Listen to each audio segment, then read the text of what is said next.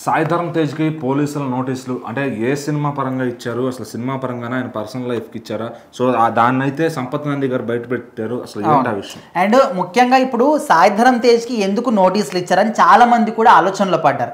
And ఈ మధ్య కాలంలో ఇక్కడ మనం చూసుకుంటే ఇక్కడ బెట్టింగ్ యాప్స్‌ల విషయంలో చాలా మంది సెలబ్రిటీస్‌లకు కూడా నోటీసులు పంపించడం కానీ, వాళ్ళు పోలీస్ స్టేషన్‌కి వచ్చి విచారణ తర్వాత మళ్ళీ వెళ్ళిపోవడం కానీ, కేసులు నమోదవ్వడం కానీ ఇదంతా కూడా మనం చూస్తున్నాం. సో, ఇక్కడ సాయి ధరమ్ తేజ్‌కి నోటీసులు అనే విధంగా చాలా మంది కూడా బెట్టింగ్ యాప్స్ విషయంలోనే అనుకున్నారు. కాకపోతే బెట్టింగ్ యాప్స్ విషయం కాదు, గాంజా శంకర్ అని ఈ సినిమా గురించి ఆయనకైతే నోటీసులు ఇవ్వడం జరిగింది. ఓన్లీ ఇక్కడ సాయి ధరమ్ తేజ్కే కాదు, సంపత్ నందికి ఆ టీం వాళ్ళందరూ కూడా పంపించడం జరిగిందంట. ఎందుకంటే ఈ సినిమా టైటిల్ విషయంలో ఎప్పుడైతే ఈ సినిమాని అనుకున్నారో అదేవిధంగా ఫస్ట్ లుక్ని కూడా వాళ్ళు రిలీజ్ చేయడం జరిగింది.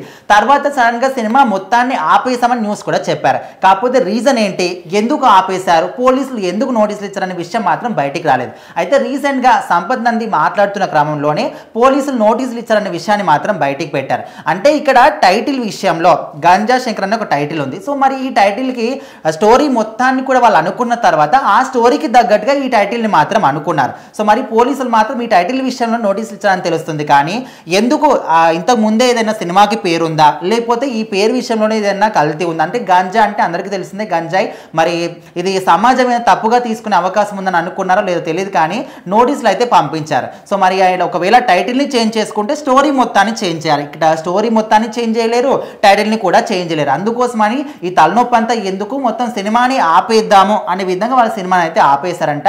కాకపోతే ఎందుకు నోటీసులు ఇచ్చారనే విషయం మాత్రం ఇప్పటి వరకు కూడా క్లారిటీగా లేదు. ఇక సాయి ధరమ్ తేజ్ విషయానికి వస్తే ఆయన మన మెగాస్టార్ చిరంజీవి గారికి మేనల్లుడు అయినప్పటికీ కూడా వాళ్ళ పేరు ఏమాత్రం కూడా ఉపయోగించుకోకుండా తన సొంత కాలం మీద మంచి మంచి సినిమాలు చేసి స్టిల్ మంచి పేరు అయితే ఆయనకుంది. ఇప్పుడు ఇంకొక ప్రాజెక్ట్ని కూడా చేయబోతున్నారు. ఈ క్రమంలోనే అప్పట్లో ఒక సినిమా అనుకున్నారు కదా గాంజా శంకర్ అని, ఆ సినిమా గురించి ఎందుకు ఏమైందని అప్డేట్స్ ఇవ్వట్లేదు, అసలు ఎందుకు ఆపేశారని చాలా మంది అడుగుతున్న క్రమంలోనే సంపత్ నంది మాత్రం ఈ విషయాన్ని బయట పెట్టాడు.